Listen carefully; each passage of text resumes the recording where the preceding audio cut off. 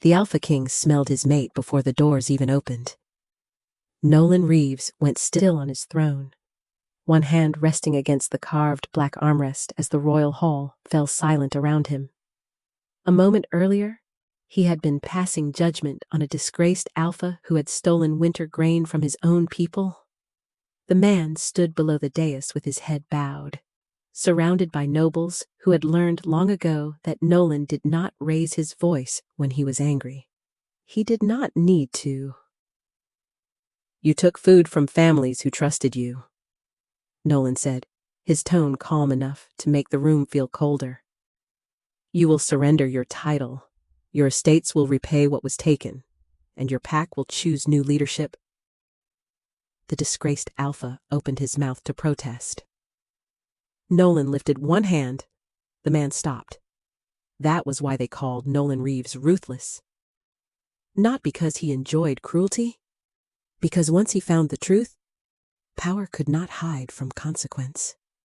Nolan turned toward Chancellor Miriam Vale to continue the hearing. Then he smelled her. Rain on warm earth. Wildflowers, a trace of cedar. So faint that no one else in the hall reacted. Yet it struck Nolan with such force that his wolf surged awake beneath his skin. His fingers tightened against the throne. For 31 years, that instinct had never spoken this clearly, never demanded his attention with this kind of certainty. "Mate." Nolan rose. The entire hall seemed to stop breathing. Miriam looked up from the documents in her hands. "Your Majesty." Nolan did not answer. The scent was coming from beyond the massive doors at the far end of the hall. He could hear footsteps now. Several guards, a royal messenger, and one heartbeat moving faster than the rest. Frightened, exhausted, human enough in rhythm, wolf enough in scent. Nolan stepped down from the dais. Whispers moved through the nobles. He ignored them. The doors opened. Cold afternoon air swept into the hall, carrying the scent stronger this time. Nolan stopped halfway down the steps. There she was. A young woman stood between two royal escorts. She wore a simple white dress that looked painfully out of place among the dark coats and polished silver of the court. Her chestnut hair had fallen loose around her face during the long ride. One side covered her left cheek. Her hands were held together in front of her. Rope circled her wrists. Nolan's wolf pushed forward again. "Mate, claim her, protect her." Nolan forced the instinct down. The woman looked at him from across the hall, and he saw fear in her hazel green eyes. Not recognition, not relief. Fear. The royal messenger stepped forward and bowed. "Your Majesty, by order of Alpha Richard Holloway, the Holloway Pack presents its daughter in fulfillment of the royal agreement." A few nobles shifted with interest. Nolan heard the word daughter. He heard agreement, but his attention stayed on the rope. The young woman's wrists were red beneath it, not injured, just bound long enough to tell him she had not entered this hall as a willing guest. She lifted her chin slightly, as if refusing to let anyone see how tired she was. The movement caused her hair to slip away from the left side of her face. A pale burn scar curved from her temple toward the top of her cheek. Someone near the back whispered something Nolan could not make out. Another voice answered with a quiet laugh. The woman heard it. Her expression did not change, but Nolan saw her shoulders tighten. Shame. Practiced shame. The kind that did not begin today. The messenger continued, eager to fill the silence. "Avery Holloway, eldest daughter of Alpha Richard Holloway. She has been delivered as the family's chosen ward." Avery. Nolan repeated the name silently. His wolf responded to it as strongly as it had responded to her scent. Avery looked straight at him now. She was trying to measure what kind of man stood before her. Nolan knew the stories people told about him. The cold king, the merciless judge, the alpha no one dared defy. Judging by the way Avery held herself, she believed she had been brought to meet a monster. Nolan reached the bottom of the steps. He did not walk toward her. Not yet. He looked instead at the messenger. Was she told why she was coming here? The man hesitated. Her family understood the obligation. Your Majesty, that was not my question. The messenger swallowed. Avery's gaze flickered toward him. Nolan noticed it. So did Miriam. Something was wrong. More than wrong. Deliberately hidden. Nolan finally crossed the hall. Each step made Avery's scent stronger, but he kept his face controlled. He stopped several feet away, leaving enough space that she would not have to step back. Avery looked up at him. She was smaller than he had expected, tired, frightened, and somehow still standing like the only thing she had left belonged entirely to her dignity. Nolan looked at the rope again, then at the guards, then at the messenger who suddenly seemed desperate to disappear into the stone floor. When Nolan spoke, his voice was quiet. Who tied her 12 hours earlier? Avery Holloway had been standing outside the grain storehouse when she heard her father say the words that would change everything. Send the ugly one. Send the ugly one. Avery Holloway froze beside the grain storehouse door. For a moment, she thought the wind had carried her father's words wrong. Then Brooke began to cry. Father, you cannot mean that. Avery stayed where she was, one hand resting on the worn brown ledger tucked beneath her arm. Morning mist still clung to the Holloway fields, turning the roofs of the village silver beneath the rising sun. At the front gate, a black royal carriage waited with 2 mounted guards. Everyone knew why it had come. 3 years earlier. The crown had sent grain to keep Holloway families alive through a ruined harvest. The debt had never been settled. Under the royal agreement, one adult member of the Alpha family would be sent to Frosthold as a ward until the matter was resolved. Richard Holloway had chosen Brooke months ago. Brooke had been fitted for new dresses, taught court manners, reminded every day that her beauty might soften even the coldest king. But now that the carriage was actually waiting, all of those plans had disappeared. They call Nolan Reeves ruthless, Brooke whispered. They say no one challenges him and walks away unchanged. Richard paced inside the pack office, his boots striking the wooden floor. Enough! Please! Brooke caught his sleeve. Do not send me there!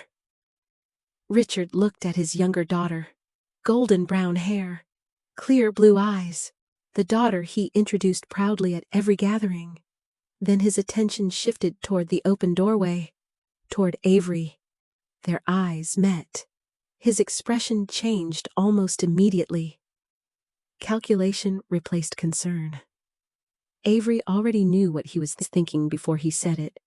Brooke still has value here, Richard said. Avery felt the words more sharply than she expected, not because they surprised her, because they did not. Richard stepped into the doorway and studied the pale scar running from Avery's left temple toward her cheek. He had looked at that scar with disappointment for 14 years. Avery will go instead. Brooke stared at him. But her name is not on the agreement. The crown asked for a daughter of this house. They will have one. Avery entered the office slowly, and if I go, the debt ends. Richard did not hesitate. Yes, it was a clean answer. Too clean. But beyond the window, Avery could see workers gathering near the square. Mothers holding children close. Men pretending not to watch the royal guards. These were the same families whose grain portions Avery had measured through 3 winters. If Richard refused the crown, they would suffer before he ever did. Avery placed her ledger on the desk, then put it in writing. Richard frowned. What if I leave with the royal escort? You do not sell the workers' homes. You do not seize their animals. You do not take another sack of grain from the village to cover this debt. His face hardened. You are in no position to bargain. Avery met his eyes. Her heart was pounding, but her voice remained steady. Then, send Brooke. Silence filled the room. Brooke looked down. Richard looked at the carriage outside. Avery knew she had him, not because he cared about her, because he cared about keeping Brooke, at last. Richard pulled a sheet of parchment toward him. Fine. Avery dictated the promise carefully. No family residence could be seized. No private livestock could be taken. No additional food stores could be removed to satisfy the Holloway family obligation. Richard signed it with an irritated stroke and pressed his seal into warm wax. Avery waited until the wax cooled before folding the document and placing it inside her satchel beside the grain ledger. Satisfied, he asked.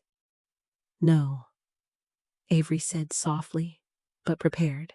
Less than an hour later, she stood beside the carriage in a plain white dress, chosen by her father because it looked respectable enough for court. A guard reached for her satchel. Avery held it closer. It stays with me. He studied her for a moment, then nodded. Richard did not embrace her. He only reminded her not to embarrass the Holloway name. Brooke stood several feet away, pale and silent. When Avery reached the carriage door, her sister finally stepped closer. I am sorry. Avery looked at the girl she had spent most of her life protecting. Are you sorry I am going? She asked quietly. Or relieved it is not you. Brooke opened her mouth. Nothing came out. Avery climbed into the carriage. The door closed. The village began to disappear behind her as the horses turned north toward Frosthold, 42 miles away. Avery pressed one hand against the satchel containing her ledger and her father's promise. She believed she was traveling toward a king who might see her exactly as her family always had. Disposable, unwanted, easy to sacrifice. She had no way of knowing that before Nolan Reeves even saw her face. One breath would change everything. Who tied her? Nolan's question moved through the royal hall so quietly that Avery almost wished he had shouted. The silence afterward felt worse. The royal messenger shifted beside her. Your Majesty. The restraint was only a precaution during travel. Nolan looked at Avery's wrists. Was she dangerous? No. Your Majesty? Did she try to escape? The messenger hesitated. No. Nolan's silver-gray eyes lifted. Then remove it. One of the guards stepped forward at once and loosened the rope. Avery pulled her hands back against her stomach as soon as they were free. The skin around her wrists was red from 8 hours in the carriage, but she barely noticed. The Alpha King stood only several feet away. He was taller than she had imagined. Broader, too, dressed almost entirely in black. He looked exactly like the kind of man the stories had warned her about. Controlled, cold, impossible to read. Yet he had just ordered her restraints removed before asking anything about the debt. Avery did not know what to make of that. Nolan looked toward the messenger again. You said Alpha Holloway presented his daughter in fulfillment of a royal agreement? Yes, Your Majesty. Which agreement? The man blinked. Chancellor Miriam Vale moved forward before he could answer. She carried several documents against her chest, her expression sharpening with interest. I can have the Holloway Compact brought from the archive. Nolan gave a single nod. Do that. Avery's pulse quickened. Her father had told her everything was already settled. He had said all she needed to do was arrive. Nothing about archived documents. Nothing about questions. Nothing about a chancellor examining the terms. Nolan turned back to Avery. The strange pressure in the room seemed to follow his attention. Her wolf stirred inside her, restless in a way Avery had never felt before. Not frightened exactly. Alert. Listening. She forced herself to keep breathing slowly. Nolan must have noticed something, because he stopped where he was instead of moving closer. Avery Holloway. Hearing her name in his voice sent another unfamiliar ripple through her instincts. Yes. Your Majesty. Were you told you would be restrained? No. Were you told what would happen when you arrived? Avery glanced toward the messenger. He suddenly found the marble floor very interesting. She looked back at Nolan. My father said my presence here would settle the family obligation. Something changed in Nolan's face. Very little. Just a slight tightening along his jaw.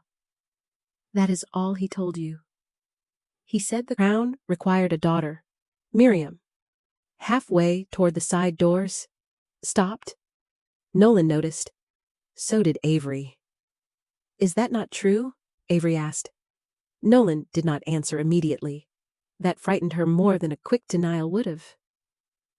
Around them, nobles watched with open curiosity. Avery suddenly became aware of her plain white dress, her wind-tangled hair, the scar exposed along her cheek. She could feel their eyes collecting every detail her family had taught her to hide. One quiet voice came from somewhere behind her. That is the daughter they sent. Avery's shoulders tightened. Another whisper answered, too low to catch. Nolan's gaze moved past Avery toward the sound. The whispering stopped instantly. He looked back at her. Not at her scar, at her eyes. You're not standing here for their entertainment, he said. Avery swallowed. She had spent years learning not to trust kindness that arrived without a price. Then why am I standing here for the first time? Nolan seemed to struggle with the answer. His attention lowered briefly, as though listening to something inside himself. Avery's wolf stirred again, stronger this time. The air between them carried a scent she had not noticed before. Pine, winter frost, something wild beneath both. She took a small breath and immediately wished she had not. Her heartbeat changed. Nolan heard it. She knew he did because his eyes sharpened, but he still did not move toward her. There is something you need to understand, he said. Avery's fingers curled against her skirt. About the agreement about you. Her stomach tightened. Every cruel word from home seemed to return at once. Useless. Scarred. Unwanted.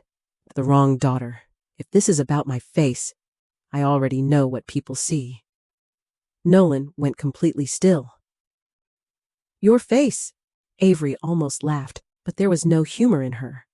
My father did not send me because he thought I was valuable. Something dark passed through Nolan's expression and vanished beneath control. Why did he send you? Avery looked at him for a long moment. Because my sister was worth keeping. The hall became silent again. Nolan's wolf surged so strongly that even Avery felt the change in the air. Yet when he spoke, his voice remained measured. Whatever your father believed, he was wrong about one thing. Avery frowned. Nolan took one careful step closer, then stopped well outside her reach. You were not brought here as property. Avery wanted to believe him. She could not yet. She had heard enough stories about mate bonds, alpha instincts, and royal privilege to know that freedom could disappear behind beautiful words. Then one thought struck her. The way he had frozen when she entered. The way his attention had found her before anyone introduced her. The strange reaction of her own wolf. Avery's mouth went dry. "Why did you look at me like that when the doors opened?" Nolan said nothing. That silence answered more than he intended. Avery felt her heartbeat climb. "Your Majesty," she whispered, "are you going to mark me?" "No," Nolan answered so quickly that Avery almost doubted she had heard him correctly. The royal hall remained silent around them. "I will not mark you unless you ask me to." Avery searched his face for the trap hidden inside the promise. "Even if I am your mate, especially then." Something inside her wolf quieted, but Avery did not. She had learned too young that powerful people often called obedience a choice after removing every other option. Nolan seemed to understand that she did not believe him. He did not reach for her. He did not demand trust. "Chancellor Vale will explain the law to you," he said. "You will have a private room in the guest wing. You may lock the door from the inside. No one enters without your permission." Avery stared at him. "Including you?" A few nobles looked startled by the question. Nolan did not. "Including me?" By the next morning, Avery had learned that a fated bond was far less simple than the stories told in small pack villages. Recognition could happen through scent. Attraction could come with it. Instinct could become painfully loud. None of that completed a bond. Miriam Vale sat across from Avery beside a small fireplace in the guest wing and explained every rule without romance or mystery. "A mate cannot legally claim consent through rank," Miriam said. "Not even the king." Avery glanced toward the closed door. "And if I leave? Once the matter concerning your family agreement is settled, you may leave if you wish." That answer stayed with Avery for the next 3 days. So did Nolan. Not because he hovered near her. He did the opposite. He gave her space until the absence itself became noticeable. Avery saw him first from an upper gallery overlooking the royal hall. A servant carrying breakfast dishes stumbled near the stairs and sent a silver cup rolling across the floor. The young man went pale when Nolan approached. Avery expected anger. Nolan bent, picked up the cup, placed it back on the tray, and said only, "Slow down near the stairs." Then he continued walking. Later that afternoon, Avery watched him preside over a dispute between 2 pack leaders. He listened longer than either man expected. When one tried to blame a shortage on weaker families, Nolan cut him off. A title does not make hunger less real for the people beneath it. The words followed Avery back to her room. They sounded nothing like Richard Holloway. Nolan was still intimidating. He could silence an entire chamber with a glance, but his harshness seemed to have direction. It moved upward, toward people who abused power, not downward toward those who lacked it. Avery did not know whether that made him safe. It made him harder to hate. On the 3rd day, Miriam took Avery through part of Frosthold so she would understand where the records concerning Holloway were kept. They passed the royal archive, a long stone chamber lined with locked cabinets and shelves of parchment. Clerks moved quietly between tables.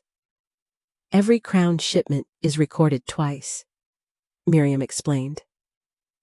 "Once here, and once at the toll house it passes through." Avery slowed.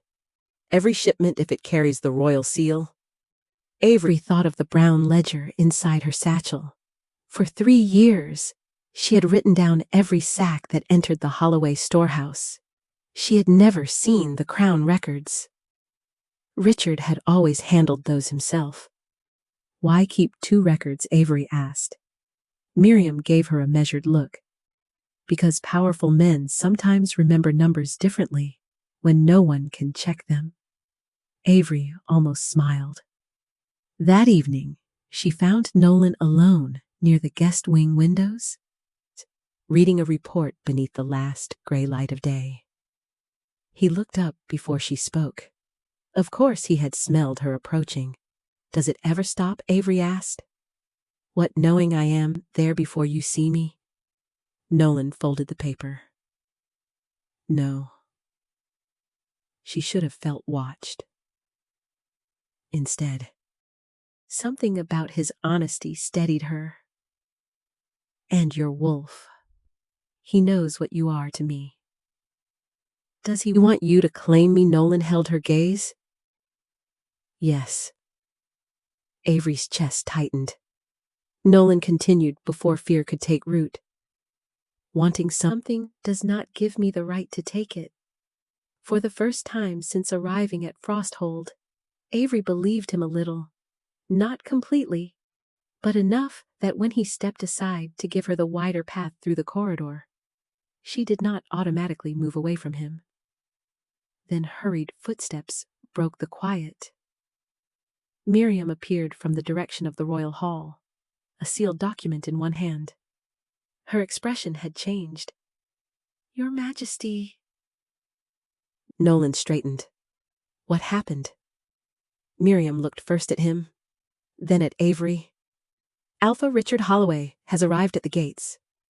Avery felt the fragile calm inside her disappear. Miriam was not finished, and Brooke Holloway is with him. Brooke entered the royal hall wearing the blue traveling cloak Richard had once ordered for her court presentation, and Avery understood immediately that her father had not come to apologize. Richard Holloway walked beside his younger daughter with the confidence of a man who still believed every room would eventually bend around his wishes. Avery stood near Chancellor Miriam Veyra at the council table, her hands resting at her sides. Nolan remained several feet away. He did not move closer to protect her. Somehow, that mattered. He was letting her stand on her own. Richard bowed. Your Majesty, there has been an unfortunate misunderstanding. Nolan's expression did not change. Explain it. Richard glanced toward Avery for less than a second. My eldest daughter was sent ahead because circumstances changed quickly. Brooke was always intended to represent our family under the royal agreement. Avery felt the words settle inside her like cold stones. Brooke looked at the floor. Miriam opened the sealed document she had brought from the archive. That is interesting, she said, because the crown does not record intentions. It records names. Richard's smile weakened. Miriam turned the parchment so the council could see the royal seal.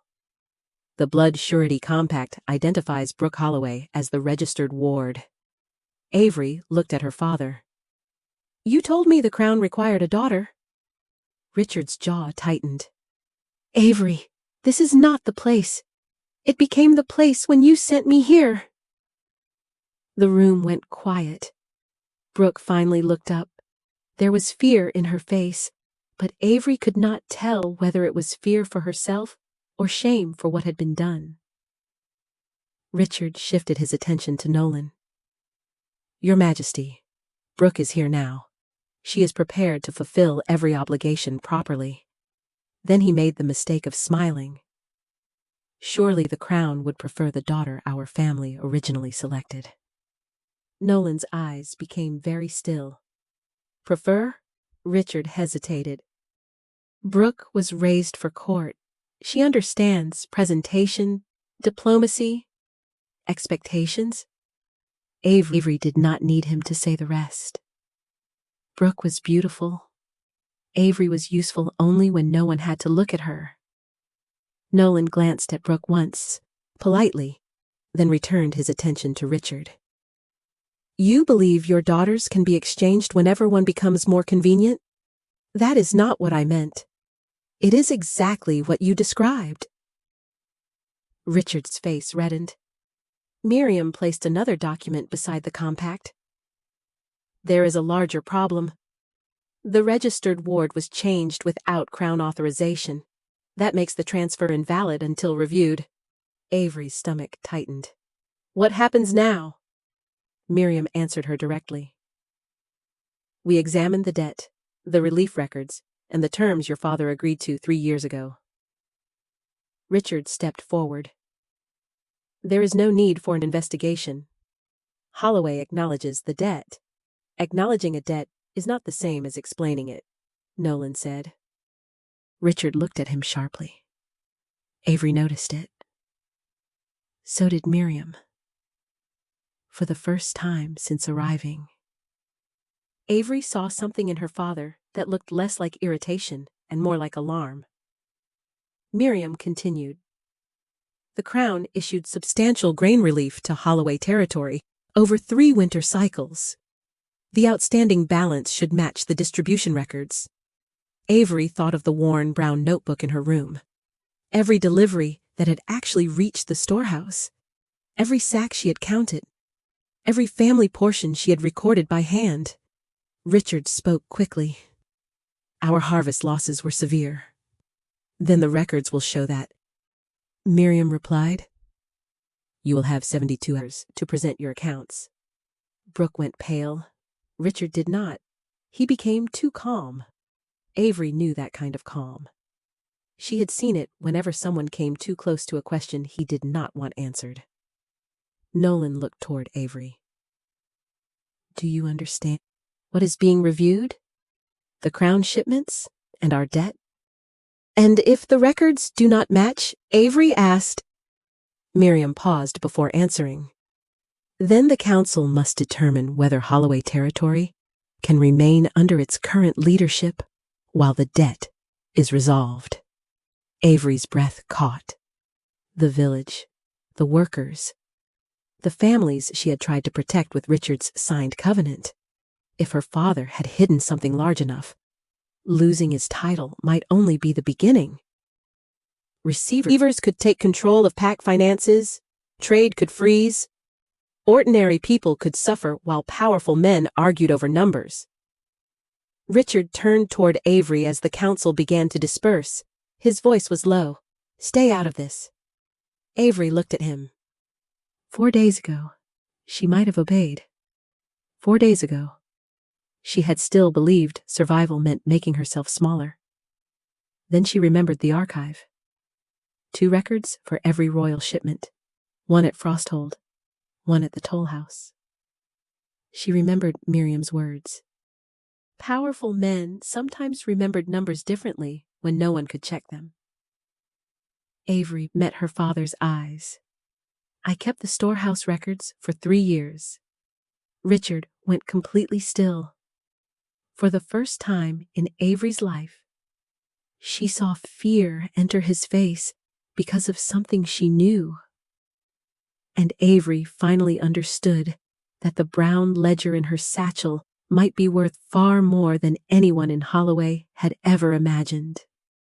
Avery opened her brown ledger on the long oak table inside the royal archive and realized, for the first time, that her father had been afraid of her handwriting. For 3 years, Richard Holloway had treated those careful columns as servant work. Deliveries, rations, winter losses, numbers too small for an alpha to notice. Now those same numbers sat beside the Crown records, and they did not match.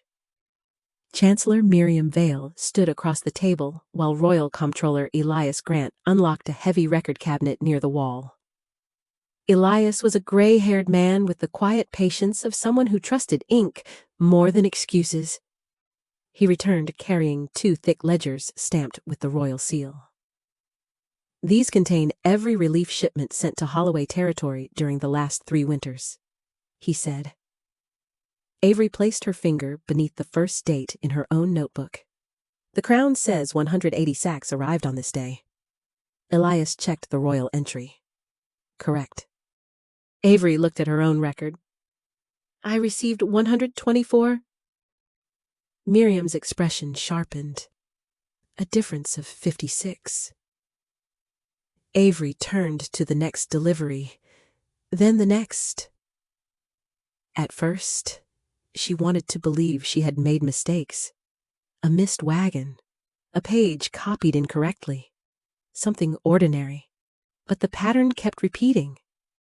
The Crown sent more than Holloway received, every time. By midday, the table was covered with open records. Avery had barely touched the food brought from the kitchens. Nolan came to the archive once, stopping near the doorway rather than approaching the table. "Have you found anything?" Avery rubbed her tired eyes. "I do not know yet." Nolan looked at the scattered ledgers, then at her. "Do you want help?" She almost said yes. Instead, she shook her head. "I need to know I can prove this without anyone saying the king solved it for his mate." Something warm and unreadable moved through Nolan's silver-gray eyes. "Then I will stay out of your way." He left. No argument. No wounded pride.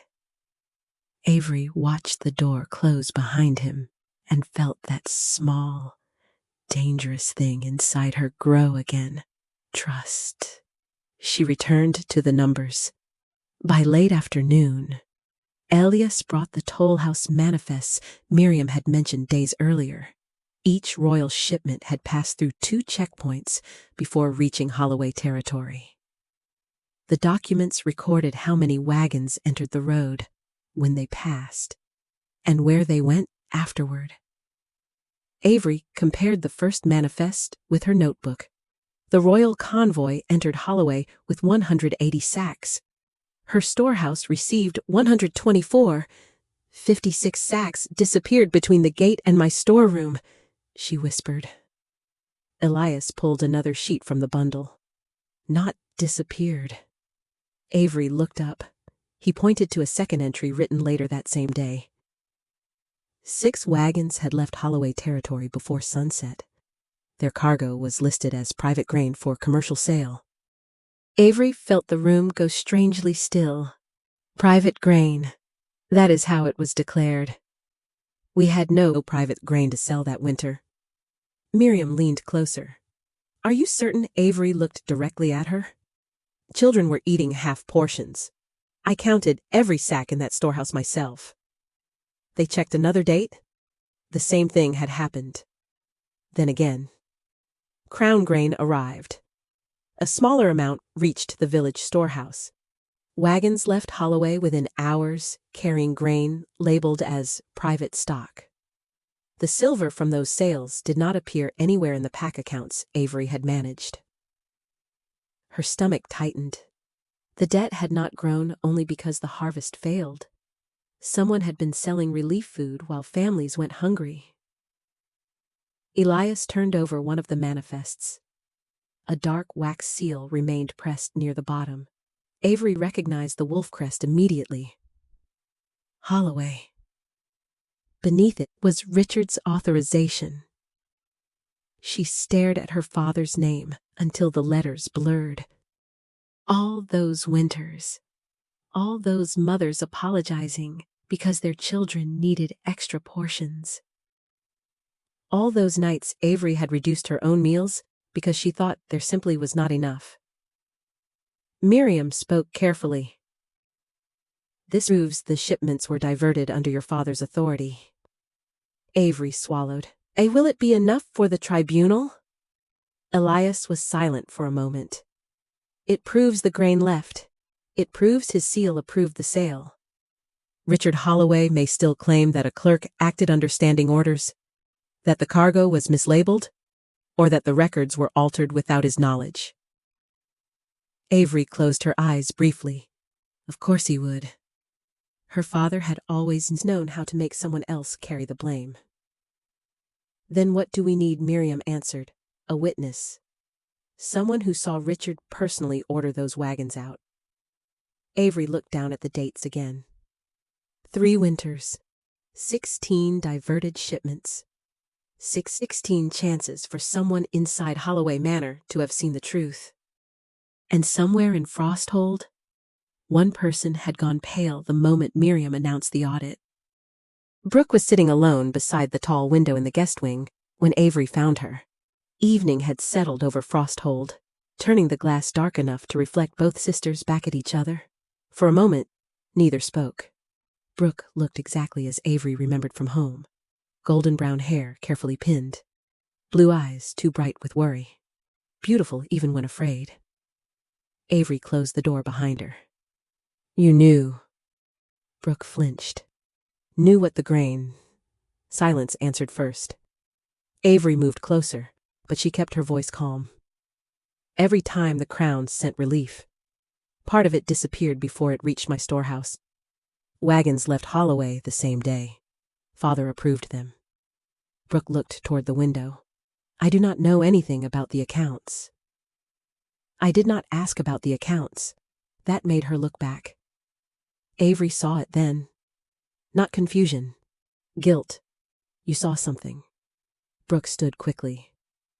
Avery. Please, what Avery asked. Please keep protecting him. Brooke wrapped her arms around herself. You do not understand. Then explain it. For several seconds, Brooke said nothing. Her breathing became uneven. The first time was 3 winters ago. She whispered. Avery felt her chest tighten. Brooke continued. I came downstairs late because I heard wagons in the courtyard. Father was speaking with 2 merchants. He told them the grain had already been removed from the royal records and that no one inside the pack would question the difference. Avery stared at her. You heard him say that. Brooke nodded. I saw him seal the papers. The room seemed smaller. And you never told me? Brooke's eyes filled with tears. He said he was protecting us. He said the silver would keep Holloway independent. He said if people learned how weak the pack had become, another alpha would take everything. Children were eating half portions. I know. I was cutting rations because I thought there was nothing left. I know. Avery turned away before the anger in her voice could become something she would regret. She pressed her fingers against the scar on her left cheek without realizing it. Brooke noticed. Her face changed. Do you remember the fire? Avery looked at her. Of course I remember. I remember more than I ever told you. Avery said nothing. Brooke swallowed. I was 6. You were 8. Everyone was outside when they realized I was still upstairs. Her voice trembled. You went back for me before anyone could stop you. Avery remembered smoke, heat, Brooke crying somewhere beyond a doorway. She remembered finding her sister and leading her toward the stairs. After that, only pieces, cold air outside, her mother's hands, days of bandages, a mirror she stopped looking into for months. Brooke wiped at her eyes. You got me out? That scar happened because you came back for me. Avery's throat tightened. I know how I got it. No. You know the fire caused it. You do not know what happened afterward. Brooke lowered her voice. Father blamed you. Avery went still. What, not in public? Not at first. But I heard him tell Mother that you should have waited for an adult. He said the scar would make alliances harder. He said people would always notice it before they noticed the Holloway name. Avery felt something old inside her finally take shape. All those years of Richard looking away. All those careful comments about Brooke being the presentable daughter. All the times Avery had learned to stand at the back of a room. Brooke looked at her with open shame. You saved me, and I let them make you feel ugly for it. Avery could not answer immediately. The pain was too old for tears. It felt quieter than that, heavier, Why are you telling me now? Brooke asked. Avery met her eyes. Because father is going to stand before the tribunal and say someone else used his seal. He is going to make another person carry what he did. Brooke's face went pale. Avery did not threaten her. I will not force you to speak. If I testify, he will lose everything. No, Avery said. He will lose what he took from everyone else. Brooke looked down at her hands. Minutes seemed to pass inside a few breaths. Then she slowly nodded. I will tell them what I saw. The door opened quietly behind Avery. Nolan stood in the corridor, but he did not enter. He had clearly heard enough to understand. His gaze moved to Avery's scar, then back to her eyes. They taught you to be ashamed of proof that you once ran into danger for someone you loved, he said softly. Avery felt the words settle somewhere deep. Brooke drew a shaky breath beside her. Tomorrow, she said, I will testify under oath. Avery looked at her sister and realized the tribunal no longer had only records, seals, and missing grain. It had a witness, and for the first time, Richard Holloway would have to answer to both daughters he had spent years underestimating.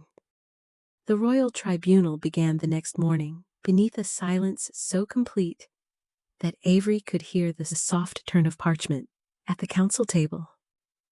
Richard Holloway stood alone before the dais, dressed in his formal alpha coat, as though clothing could restore the authority slipping away from him. Nolan sat above the chamber, expression unreadable. Miriam Vale stood beside the legal records. Elias Grant waited near the evidence table. Brooke was seated several yards from Avery, pale but steady. Richard looked from the ledgers to his daughters and finally toward Nolan.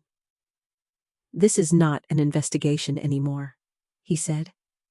This is a king protecting the woman his wolf has chosen. Whispers moved through the hall. Nolan did not react. Richard continued. How can any judgment be fair when His Majesty has already declared her his mate? Avery felt every eye turn toward Nolan. He could have ended the argument with rank alone. Instead, Nolan rose from the throne and stepped away from it. Then I will not present the case. Richard blinked. Nolan looked toward Miriam. The Chancellor will oversee the law. The Comptroller will verify the records. Then his gaze settled on Avery. And Avery Holloway will speak for herself. Something shifted inside her. For most of her life, powerful people had spoken about her while she stood quietly nearby, too scarred, too plain, too useful to lose entirely, but never valuable enough to hear. This time, Avery walked to the center of the chamber on her own. She placed her brown ledger beside the crown records. For 3 years, I recorded every sack of grain that reached the Holloway storehouse, she said. Her voice trembled once, then steadied. The crown records show larger deliveries. The toll house manifests show where the missing grain went. Elias opened the first document and confirmed the dates. Miriam read the seal authorization aloud. Richard shook his head. A clerk could have used my seal. Avery had expected that. Then Brooke should speak. Her sister stood slowly. Richard turned toward her. Brooke. One word. A warning disguised as a father calling his daughter. Brooke closed her eyes for a moment. Then she stepped forward. I saw you authorize the sales. Richard went still. Brooke's voice grew stronger. 3 winters ago, I heard you tell the merchants that no one inside the pack would question the missing grain. I watched you seal the papers yourself. You were a child. I was 17. Richard looked around the chamber as though searching for someone still willing to rescue him. No one moved. Elias confirmed that the payment seals matched accounts controlled directly by Richard. Miriam confirmed the transfers violated the relief compact. The evidence was no longer a suspicion. It was a chain. Richard had taken grain meant for families during winter, sold it, hidden the proceeds, and then allowed the debt to remain over the pack. Nolan returned to the center of the chamber only after Miriam finished reading the findings. The law allows removal from office, restitution, and seizure of assets obtained through the unlawful sales, she said. Richard stared at Nolan. So this is where the ruthless king destroys me for embarrassing his mate. Nolan's expression remained calm. No. He looked at Avery. This is where the people you used decide what justice should protect. Avery had imagined this moment differently. She had imagined anger, satisfaction, maybe even revenge.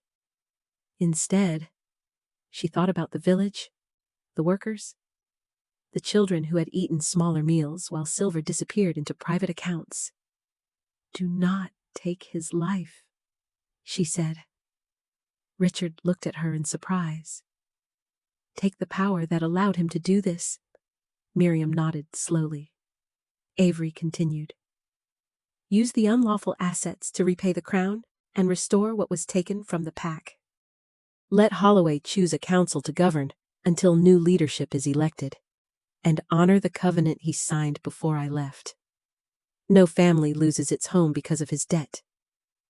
Nolan looked at Miriam. Can the law support that? Yes, Your Majesty. Richard's alpha title was stripped before sunset. His hidden funds and property tied to the illegal sales were placed under restitution. Holloway territory remained intact. No village home was seized. No innocent family was punished for what its leader had done. Brooke lost the protection of her father's rank, but she was not condemned with him.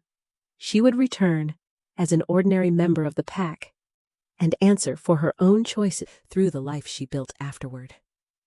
When the chamber finally emptied, Avery remained beside the evidence table. Nolan approached carrying a single folded document. He held it out but did not place it in her hand until she chose to take it. What is this, a freedom writ? Avery looked down at the royal seal. The debt no longer binds you. The ward agreement no longer binds you. Your father no longer has authority to send you anywhere. She looked up at him. Nolan's wolf recognized her. Fate had named her before either of them understood why. Yet the man standing before her was doing the one thing no one in her family had ever done. He was giving her a door and refusing to decide which side of it she belonged on. And the mate bond, she asked. Nolan held her gaze. You owe me nothing. The words hurt more than Avery expected, not because she wanted chains, because for the first time, leaving would actually be her choice. The next morning, Avery departed Frosthold with the freedom writ inside her satchel, beside the old brown ledger. Nolan did not stop the carriage. He did not send guards after her. He simply stood beneath the palace archway as she disappeared down the southern road. And only when Frosthold vanished behind the hills did Avery realize the question had changed. She no longer wondered whether the Alpha King would keep her. She wondered whether, once she was completely free, she would choose to come back. For the first time in her life, Avery Holloway went home because she chose to. The freedom writ stayed inside her satchel, folded beside the old brown ledger that had helped expose the truth. During the next month, Holloway territory changed slowly. The new council reopened the storehouse records. Families received grain without favors or threats. Brooke returned too, but no longer as the protected daughter of an alpha. For the first time in her life, Avery Holloway went home because she chose to. The freedom writ stayed inside her satchel, folded beside the old brown ledger that had helped expose the truth. During the next month, Holloway territory changed slowly. The new council reopened the storehouse records. Families received grain without favors or threats. Brooke returned too, but no longer as the protected daughter of an alpha. She worked beside the women who counted supplies and learned how much effort had always existed beneath the comfort she once took for granted. She and Avery did not become close overnight. Some wounds needed more than an apology. But Brooke stopped making excuses, and Avery stopped carrying responsibility for fixing everyone around her. Richard lived quietly under the authority of the new council. His name still carried history, but no command. Avery expected freedom to feel like triumph. Instead, it felt strangely quiet. She could wake when she wanted, walk through the village without asking permission, choose her own work. No father could send her away. No royal agreement could call her back. And still, on certain mornings, she remembered silver-gray eyes and a man who had every reason to hold on to her, but had opened his hand instead. Nolan never sent a demand, never sent a guard, never used the bond between their wolves to pull at her from a distance. He let silence become proof that his promise had been real. On the 39th day after Avery first arrived at Frosthold, she stood before the same northern road that had once carried her away in fear. Brooke found her fastening a travel cloak. "Are you leaving?" Avery looked toward the hills. "I am going somewhere." Brooke gave a small, uncertain smile. "Because you have to?" Avery shook her head. "No. That is why I know I should go. By sunset." Frosthold rose ahead of her beneath a pale sky. Avery entered through the main gate alone. No ropes. No escort. No white dress chosen by someone else. Just her own dark traveling coat, her chestnut hair loosed around her shoulders, and the scar on her cheek uncovered. The royal hall was quieter than she remembered. Nolan stood near the far end speaking with Miriam when he suddenly stopped. Avery saw the exact moment he caught her scent. Rain on warm earth. Wildflowers. Cedar. His wolf recognized her first, but Nolan did not cross the room. He waited. That mattered more than anything. Avery walked toward him one step at a time. When she stopped in front of him, his voice was softer than she remembered. "Are you here because fate brought you back?" Avery looked into his eyes. "No." Something uncertain crossed his face. She almost smiled. "I came back because you let me leave." Nolan said nothing. Avery continued. "Everyone else who claimed to love me decided what I should be. You were the first person powerful enough to keep me who chose not to." His expression changed then. The control giving way to something warmer. "Avery, I will ask only once." He offered his hand, but did not take hers. "Do you choose this bond?" Avery placed her hand in his. "I choose you." Nolan's fingers closed gently around hers. The mate bond settled between them not like a chain, but like a door they had both opened from opposite sides. Weeks later, Avery stood beside Nolan before representatives from every major pack in this northern realm. She became queen by formal consent of the court and by her own acceptance, not because assent had decided her future. Their first joint decree forbade any pack from using an omega, daughter, son, or heir, as payment for private debt. Political wards could no longer be transferred without written consent and independent review. Brooke remained at Holloway and built a life through her own work.